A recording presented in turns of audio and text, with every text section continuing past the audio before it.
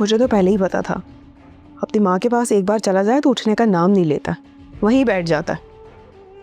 अजीब इंसान है। अभी निकाल कर लाती हूँ मैं उस बुढ़िया के हुजरे से।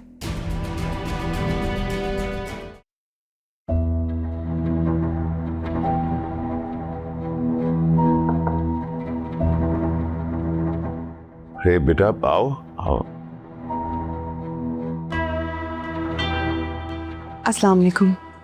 वालेकुम सलाम। कोई काम था बेटा? तो वो मुझे पूछना था कि ज़ारून कहाँ है। मुझे उससे तैयार करवाया और फिर कहा कि मैं मम्मा के पास से आ रहा हूँ। ज़ारून तो अपनी मम्मा के साथ एक बिजनेस ब्रांच पे गया है, 1-2 घंटे में आ जाएगा। क्या?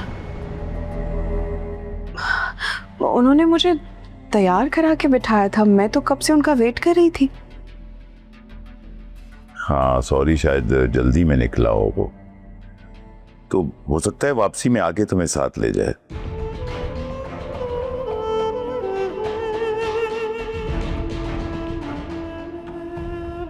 क्या हुआ बेटा, कोई बात बुरी लगी तुम्हें?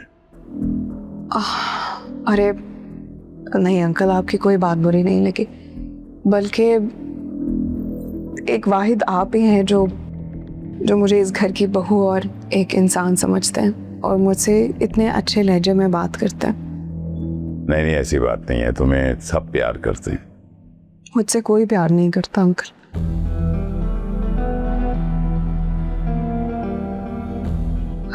और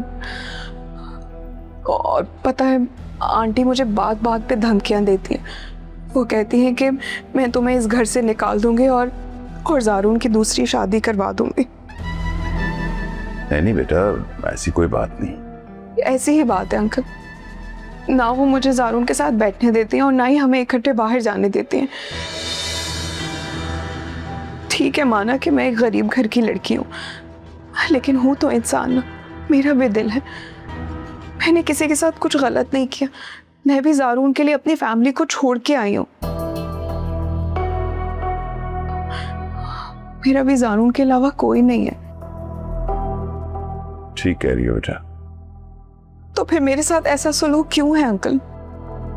क्या मैं कोई अछूत हूँ? अब तो नौकरों को भी सख्ती से कह दिया गया है कि ना ही मेरा कोई काम करेगा और ना ही मेरे लिए कोई खाना बनाएगा। अपना सारा काम खुद करती हूँ, अपने कपड़े धोती हूँ, किचन में खाना भी अपना खुद बनाती हूँ, और तो और फ्रिज में भी लॉक लगा रखा है।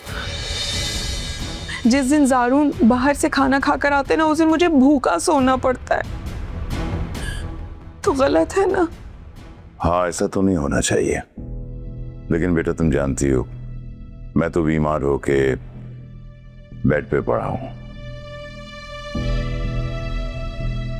खैर तुम फिक्र मत करो, मैं इस हवाले से बात करता हूं उनसे। नहीं नहीं, आप मत कीजिएगा कोई भी बात, क्योंकि मैं नहीं चाहती कि घर के अंदर कोई लड़ाई हो या किसी भी किस्म की कोई बदमज़गी पैदा हो जाए। अगर आप करना चाहते हैं मेरे लिए तो इतना कर दीजिएगा कि बस ज़ारून को आप समझाएं कि वो मेरा ख्याल रखे, मेरी हर चीज़ का ख्याल रखे, खाने पीने का, कपड़े दिलाने, शॉपिंग, हर चीज़ का बस वो ख्याल रखे। माफ करना बेटा, मुझे अंदाजा नहीं था कि हालात इस नैज को पहुंच चुके।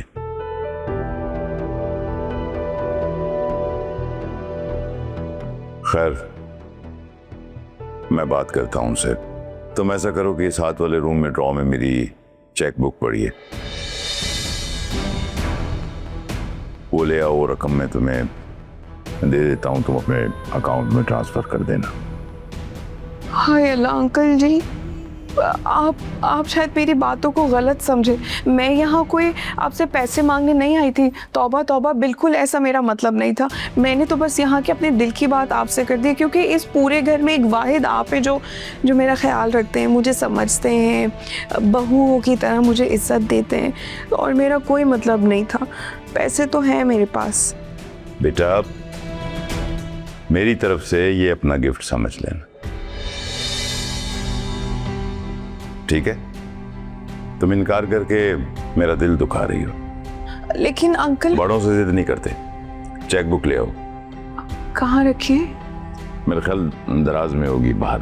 अच्छा